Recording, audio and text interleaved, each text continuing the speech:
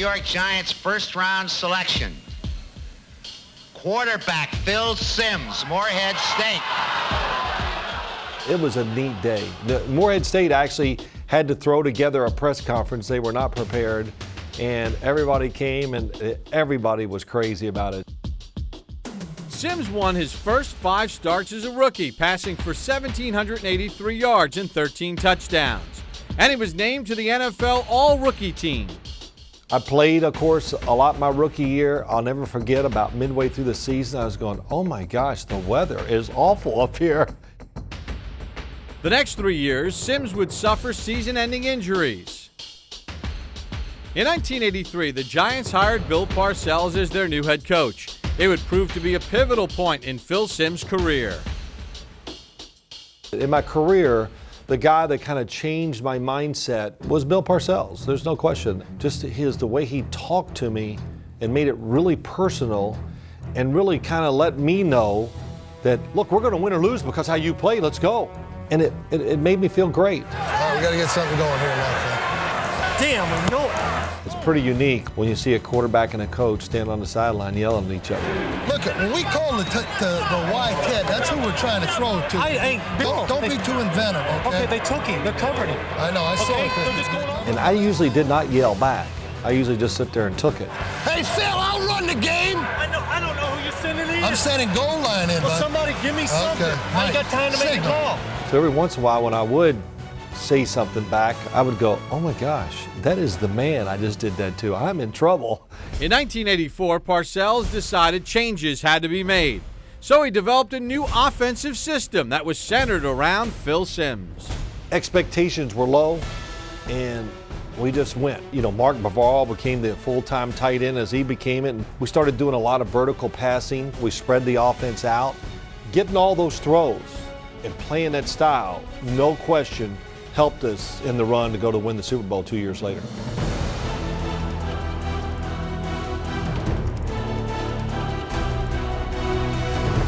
Simms has the ball. Simms throws, end zone, Bavaro, touchdown! He takes the head off. Simms trying to throw, does. Touchdown, deep line. Very good, Jimmy. Donkey comes in motion to the right-hand side. Pitch, Forrester turns around, back to Simms. On the flea flicker. Simms is looking way downfield. He's got to receive it. Complete. Down to the 10. 5. Touchdown, I believe. And they'll be marking at the 1. Still the clock in the 1-yard line. Simms completed 22 of 25 passes for 268 yards and 3 touchdowns, a record-setting performance that earned him MVP honors. The numbers and how well it went and all that, that didn't even hit me after the game when people said, hey, you were 22 of 25. I saw it on the scoreboard when they named me MVP. I think when I came home after the game, the next morning we woke up, we just sit there and go, oh my God, you know, we won. The Super Bowl champions are the Giants. In 1990, Simms earned another Super Bowl ring, leading the Giants to 10 wins before suffering a season-ending injury in Week 13. In 1993, he retired as the Giants' all-time leading passer, as well as one of the all-time fan favorites. If I've met 10,000 Giant fans and talked to them over since I've retired, it is a shutout. It's 10,000 to 0. They all say good things and thank you and this and that. And every once in a while, the ones that have the courage go, you know, I didn't like you, but you made me like you. And I go, wow, that's even a better compliment. Thank you. I'm going to go to Disneyland. It's all about, you got to win a championship or two. You know, that's what fans remember. The fans will also remember that number 11 played his entire career with one team, the New York Giants. To play my career just with the Giants, I'm very proud of it. And to realize what it means to all the fans, the families. And of course now I see, 40-year-old people who are little kids. Hey, I loved you when I was a little kid. I'm like, wow, that's pretty cool. Once a Giant, always a Giant. It's a great honor.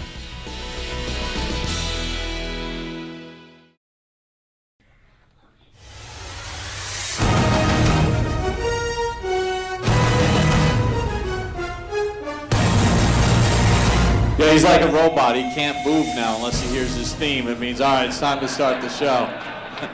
Ladies and gentlemen, please welcome one of the greatest Giants of all time and now a member of CBS Sports, Phil Simms.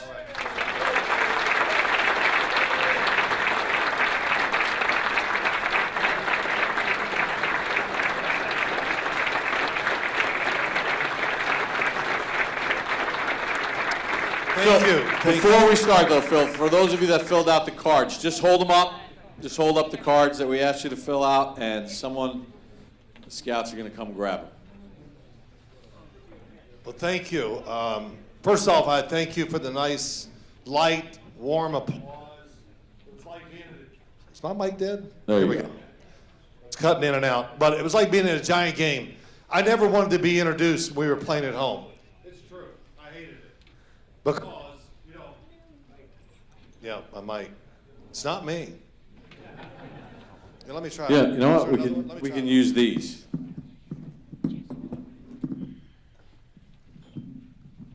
Quarterbacks have to adjust. Yes.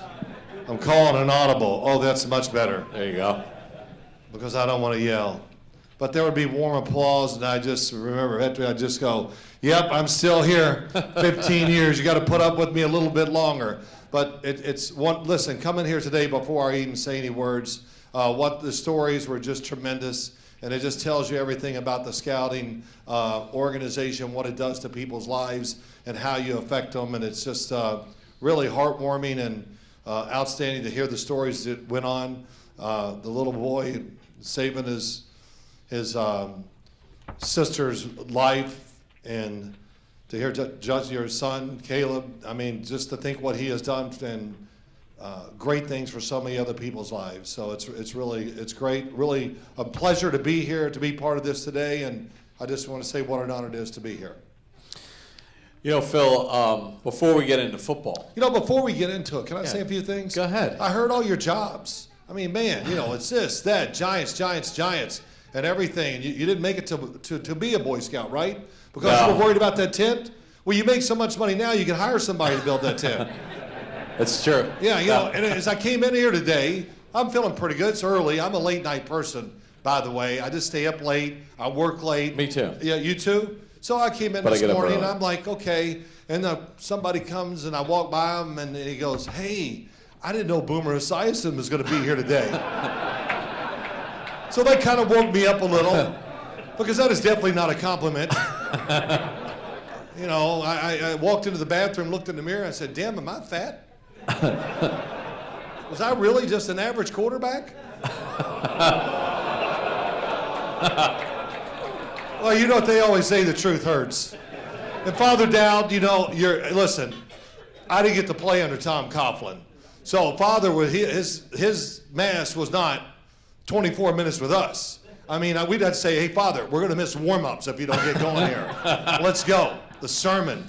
As Mr. Mara, the owner of the Giants, once said to me, I was going to be the MC of a dinner that he was run Boys Hope, Girls Hope in New York. And I'm sitting next to him, and we had a great relationship, and he was a wonderful man. And just before I got up to talk, he put his hand on my knee, and he goes, Phil, I've gone to church every day since I've been 4 years old. I've been to thousands of dinners. Let me tell you, I never left church once and said, wow, I wish the sermon was just a little bit longer.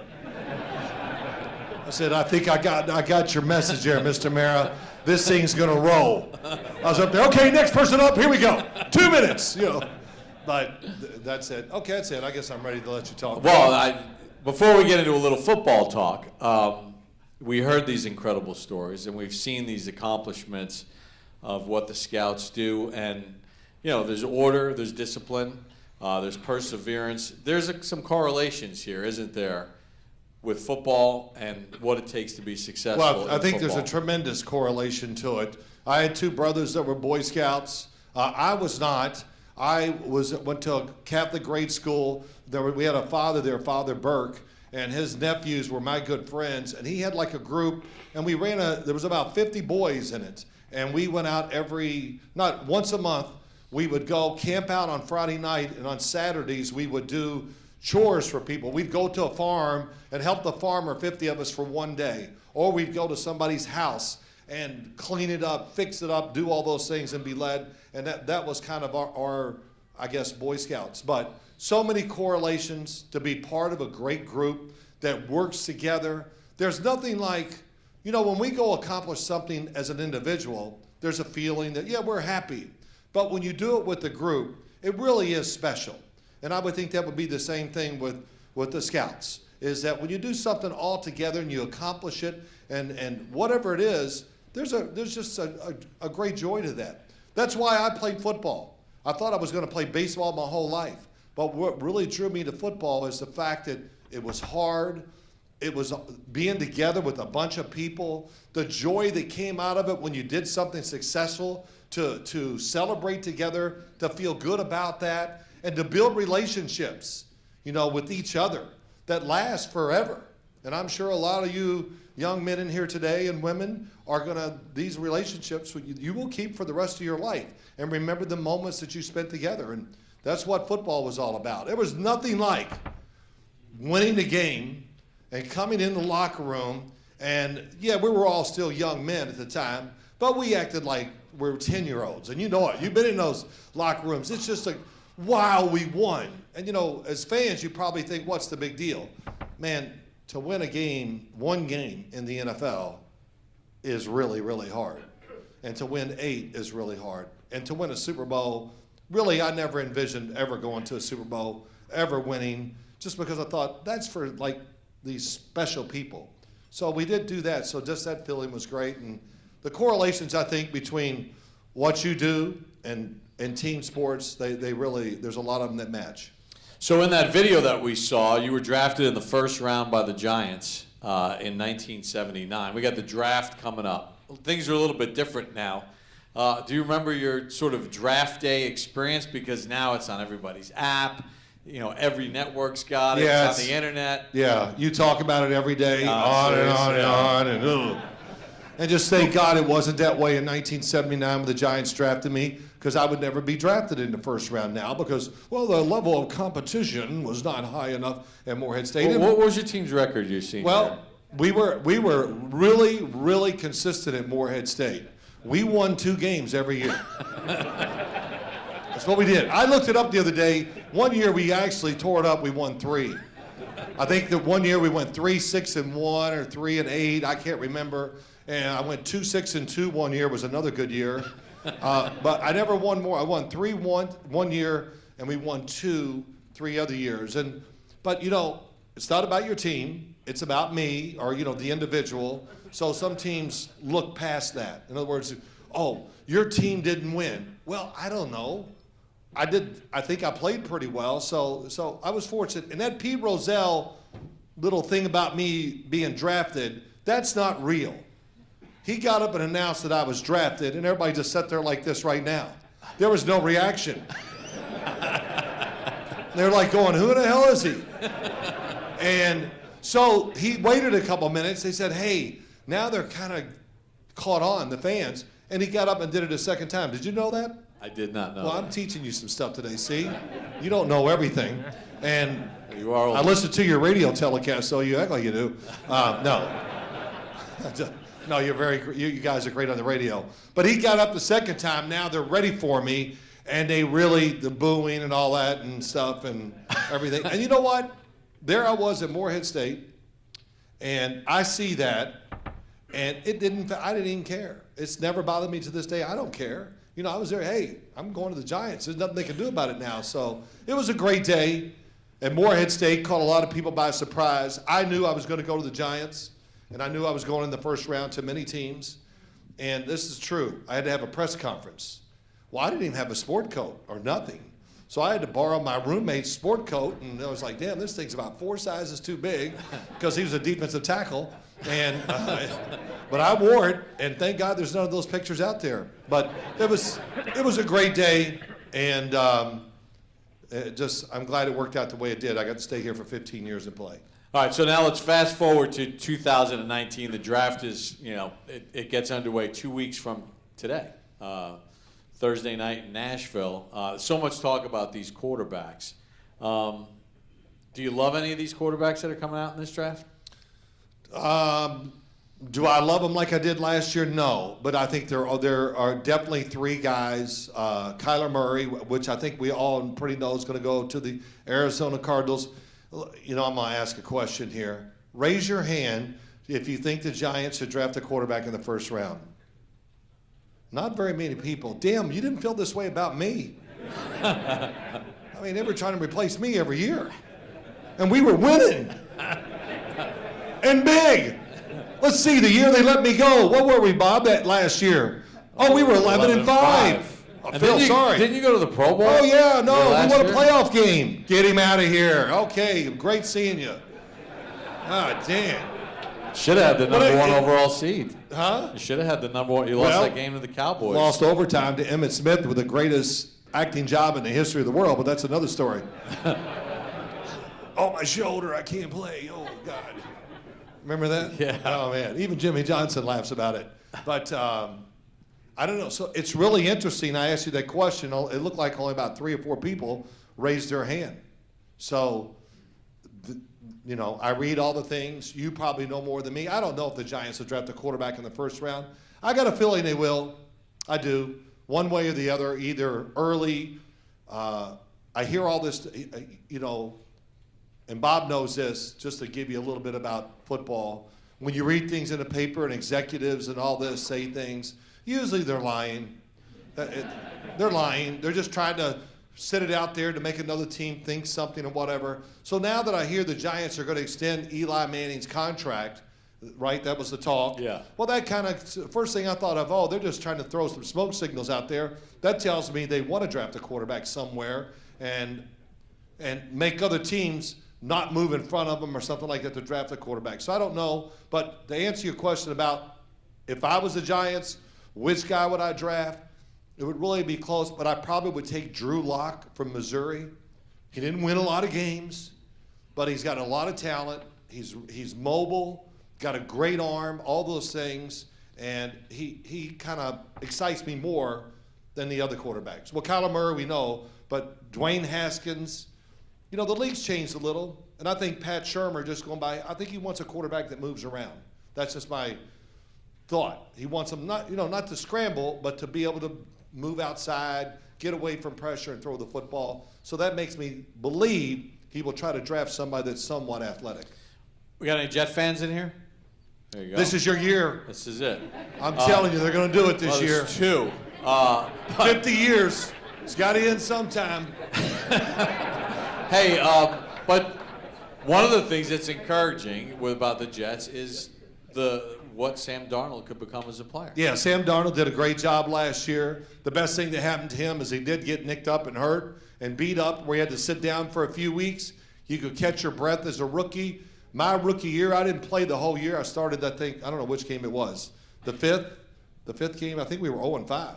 Or 0-4 or 0-5, yeah. And I finally started the game or whatever, and I played the rest of that year. And I'm telling you, with 3 games ago, I couldn't care if we won or lost because I was so exhausted just from the grind and just not used to it and playing that long. You know, in college, we were done before Thanksgiving. Sure. And in the pros, man, and the weather.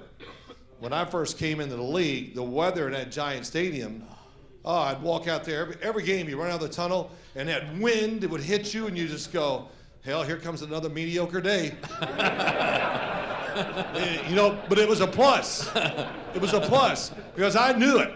The visiting quarterback thought, you know, he didn't know it. He'd come out there and go, oh, I can still do it. Yeah, good luck. Yeah, I'll see you throwing that football in that wind at Giant Stadium. And, you know, I asked Eli Manning once, about 5 years into his career, I was doing a Giant game, and I said, what about the wind, you know, or something like that? And he said to me, well, I've never played in a windy game yet. And I was just, oh my God. I didn't play in 5 games that weren't windy when I played. It's a little global Giants. warming deal. And when they built that big press box on that one side of the stadium, I think it changed sort of the wind pattern. Well, that really upset me when he said he never played in a windy game. It was not nearly as bad. I mean, how about the championship game in 1986? Yeah. 40-mile-an-hour winds. You dream of playing in a championship game, and I run out in the field, and the wind is so strong that all I could do was laugh. I mean, I was warming up. It was literally, I'd throw it out there. It was almost coming back to me. And I just, oh my gosh. But, you know, thank God we still had a good day and won the game. Hey, we're going to open it up to your questions. If you have any questions for Phil about Giants, Jets, draft, whatever personal experiences, and Phil will answer the questions. But go ahead. I was going to say one more thing. You see all that stuff I was saying about Bill Parcells? Was I drunk? I don't know. You were in the studio. So nice, saying all those great things about him. And, you know, you were around Bill, you know. And I always ask people, tough dude. Do you think he was tough? I mean, really, do you think Bill Parcells was a tough guy? You have no idea. He was brutal. And I mean, that was his style. I mean, can you imagine going to work and walking into your office and your boss coming up to you and go, hey, today you better do better. I tell you, I can't put up with it no more. If you don't do better, I'm just going to get rid of you. You just got, come on, you got to do it. You were terrible yesterday. And you're just like, oh my God, here we go. And I'm not exaggerating. It's the way it was. It was pressure all the time. He believed the only way you perform and can be great is to practice and be under pressure, and he was tremendous at it. I mean, tremendous. One day I walk in the locker room at 7 o'clock in the morning. He's sitting there drinking a cup of coffee, and I go get a cup of coffee, and I sit down, and he goes, hey, Simms, you know, how many passes did you complete yesterday? And I go, in practice, I go, he goes, I mean, there's not very many. I mean, hell, I couldn't sleep all night. I'm tossing and turning. My wife says, oh, Bill, what's the matter? He goes, my effing quarterback can't complete a pass. And that's another story. When he retired, I really went home and looked at my birth certificate and said, does my first name begin with a P or an F?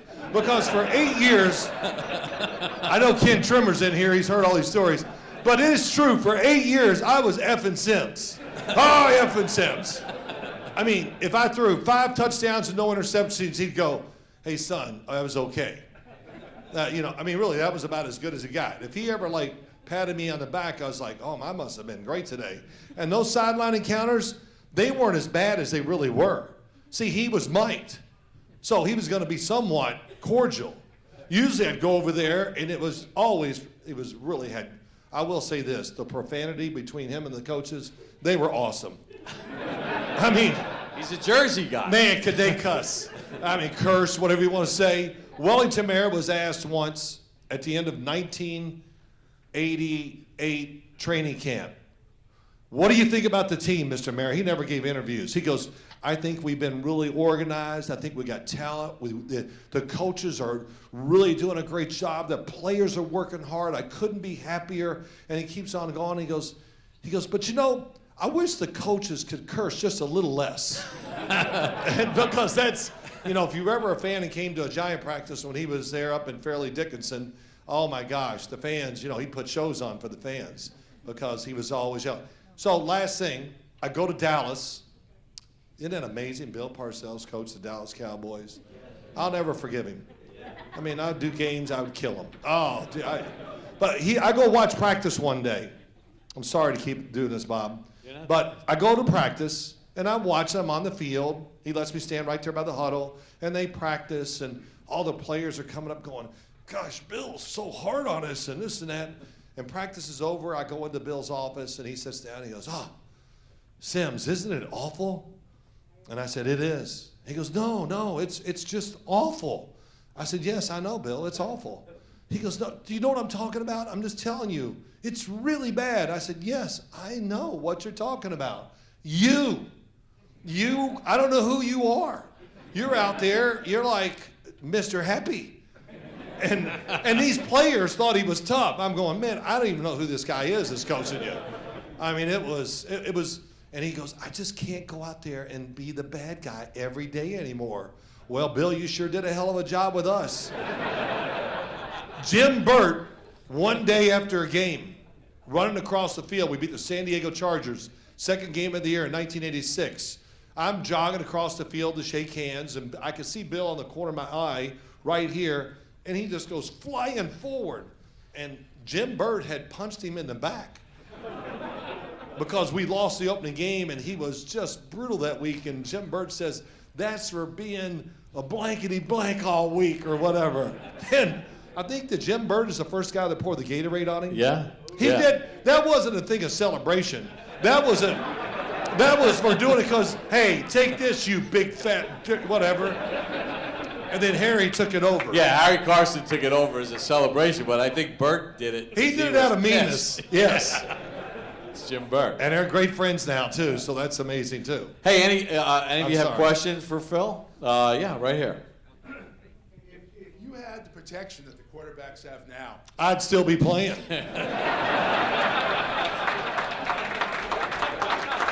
Even though I'm 63, I go, they can't hit me. Hell, I'll throw it. And you know, I think back, almost every one of my injuries that I took in my career, because it was a different era. Bill, if we moved around or did something, he goes, what are you, afraid? What's wrong? Stand in there and throw the ball.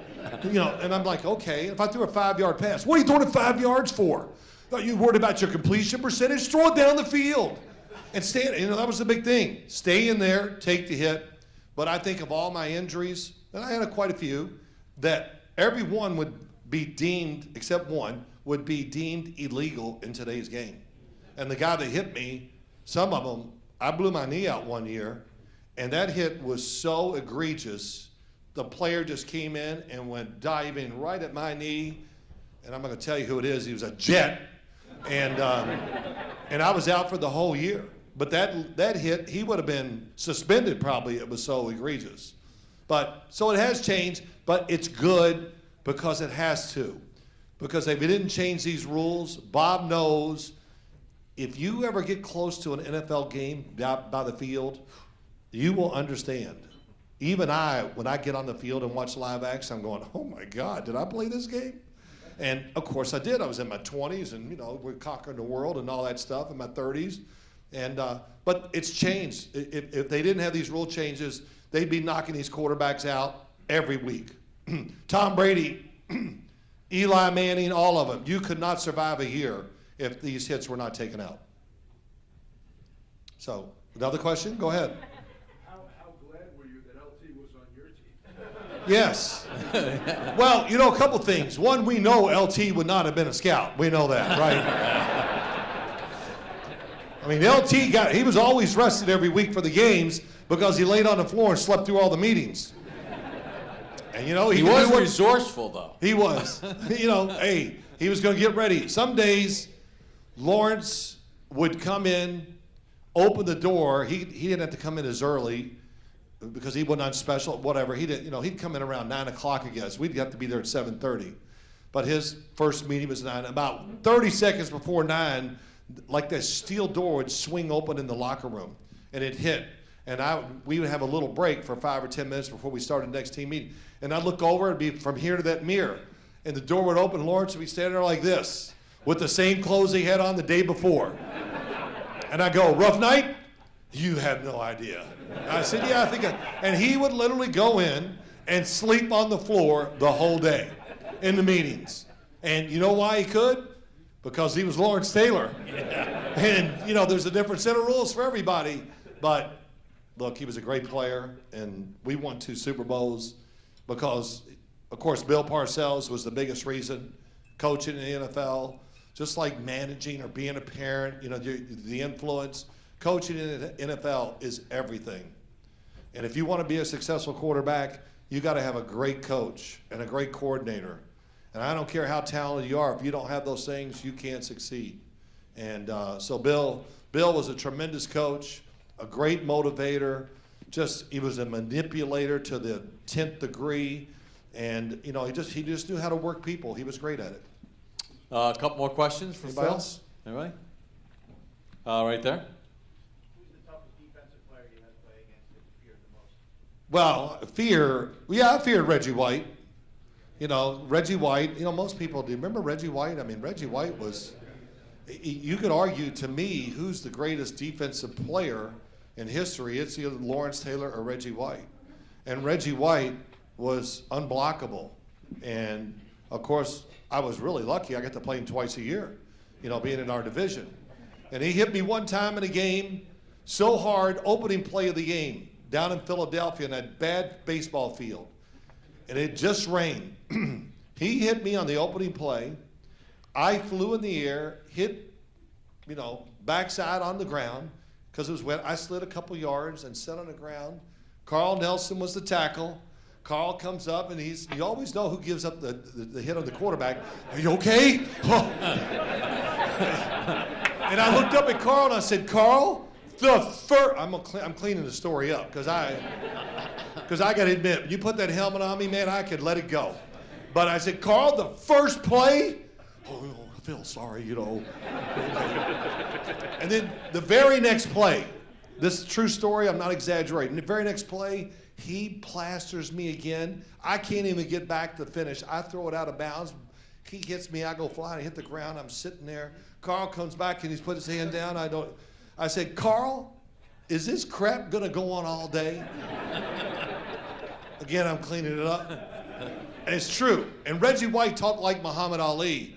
And he's still standing over me going, that's right, it's gonna go on all day.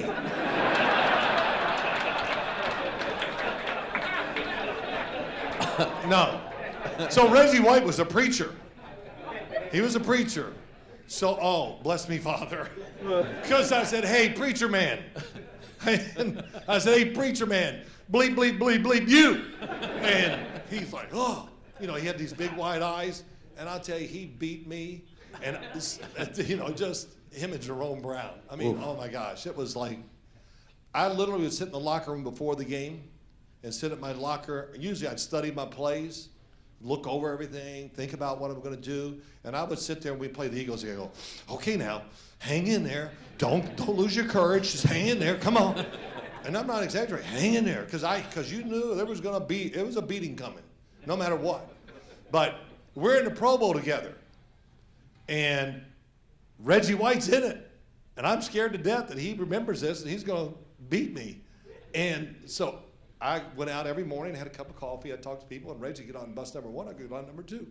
And when practice is over, I would stay out in the field and mess around for 30 minutes to make sure that Reggie would go in and shower and leave, and I'd come in, and I did that the whole week. And then one night, it was a Friday night, I went out with Bart Oates. And I'm coming down one of those, hotels, they got the hallways, they're a mile long. And I turn the corner and I'm walking down and look up, and who's coming from the other end? Jerome Brown and Reggie White. And I went, oh my God. I was gonna turn around and run. And I'm thinking where my room was. I was gonna hurry, run to get my key, get a room, shut the door. And then finally, I really was thinking these things, that I really thought about, like I forgot something, I was gonna turn around and go the other way. I said, hell, I'm gonna get it over with. I'm gonna take it. So as they get close to me, they come, they go, Phil! And they pick me up, both of them. They're hugging me. Phil, we love you, man. We love you. You're there. Man, you hang in there. Gosh, all these other quarterbacks, but you hang in. We love you, man. And I'm like, hey, yeah, well, great to see you. I'm still great to see both of you. And Reggie White, yeah. Hey, I'm still mad at you for cursing at me, though. So it was great. I got it over with. So my fear was done there. So I don't know. Sorry to talk so long. That was awesome. Anybody else? One other question? Don't be afraid. Yes, sir. You mentioned Reggie White, the Eagles. I can only imagine you internalize some of those rivalries, the Dallas and the Eagles, some of the divisional teams. Is it hard when you're commentating to hold back or? Oh no, it's not hard. Once I got out of the league and everything and started going and analyzing football, I had no feelings about the teams. I just did my job. I really did. And, people always think that when you do a Giant game, do you really feel like you're going to root for them? I go, well, look, I know people, the Giants and all that, but I'm not going to, openly root for them on the air. I like my job. And, you hear it all the time. I read it all the time. Troy Aikman calls the Giant games, all the Giant fans. He hates us. He's a cowboy.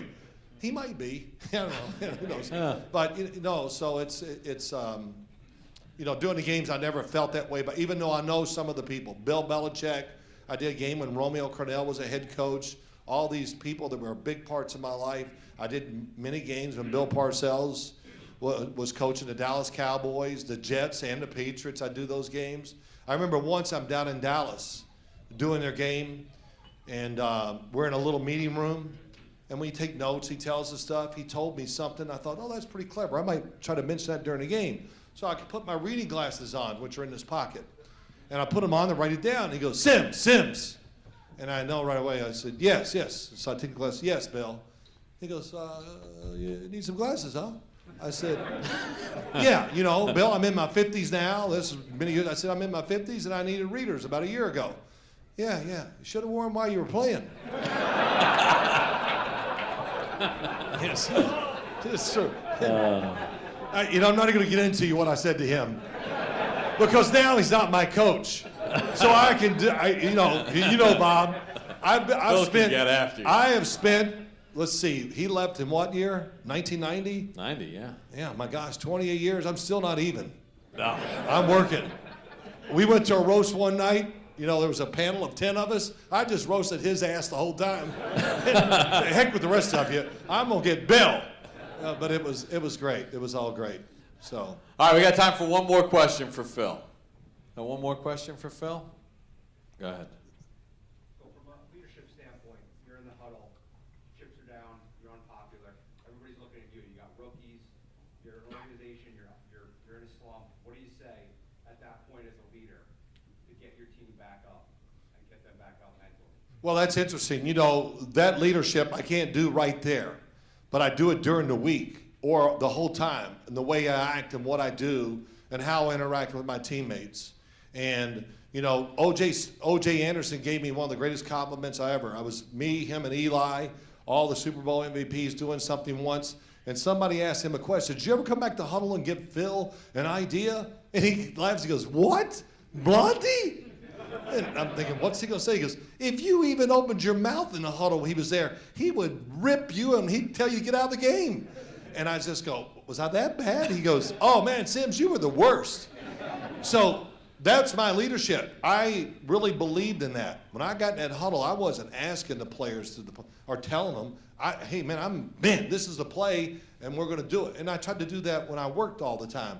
The way I worked, what I did, preparation, those things are important. And then really building relationships. You know, a quarterback's like a restaurant owner. You kind of got to work the room all the time, stay in touch with players, and have a little bit of relationship with them. I think you know that, Bob. It's part of what's going on, why guys can, like this year, do these quarterbacks coming out, they try to find out the personality. Is it the personality they want leading their team? That's very important. One day we're at practice. It's really a bad practice. Our offensive line they're terrible. And we can't even get a playoff because our line is so bad. So we stopped practice. And Bill Parcells, it was really interesting. When he yelled at people, everybody else was allowed to laugh at him. So I'm standing behind Bill, and he is killing our offensive line. And I'm standing behind him going, yeah, get him. Gosh dang, yeah, I need more protection. Tell him, Bill. That's what I'm thinking. And he finishes ripping him. Then he turns around, looks at me, and he goes, and it's your fault. I said, of course it is. I'm effing Simms. It's always my fault. And here's what he said to me. He goes, it's your fault, Simms. You used to lead them, but now you're their little buddy. Take them out to dinner again. Buy them another gift. Yeah, how's that working out as you're getting smashed? He goes, yeah, lead them. Why don't you do, these things, that? And I, of course, driving home that night, I started thinking about what he told me. And I said, man, he's right. There's got to be a little separation between the quarterback and the rest of the guys because you have such a great position. You got to keep that, not fear, but you want to be friendly, but you still got to be a respect, and you got to earn that respect. And once you get it, then you got to use it to make your team better. And I think that's so important. It's like being a father. We're all fathers, mothers here, everybody, and I'm not my kid's friend. I'm their father, even to this day. I mean, it changes now. My kids are older, but I never. Hey, don't come with that to me, boy. I'm your father. When I tell you something, we're going to do it. You know why? Because I know. And, I think back to my father. I go, and do you do this? I go, man, my dad was right. Yeah. He was right about everything. My coaches were right. Why not listen more to them too? So experience is a great teacher. We're always geniuses after the fact. But to answer your question, leadership comes in many ways. And that's just one of the ways I learned to do it. And I think that's a fitting way to end on this special morning here with the Scouts. Round of applause, ladies and gentlemen, for Phil Simms. Thank you, Bobby.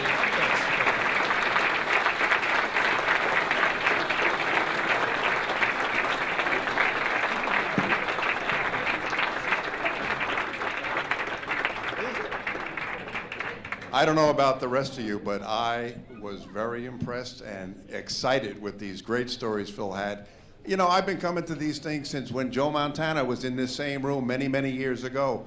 And this is really the best presentation I've seen. So thanks again, guys. We appreciate it. We have these, thank you. On behalf of our council, these young men have just given Bob and Phil tokens of our appreciation, and thank them for coming. Yeah, get in the picture, you guys. Take a picture.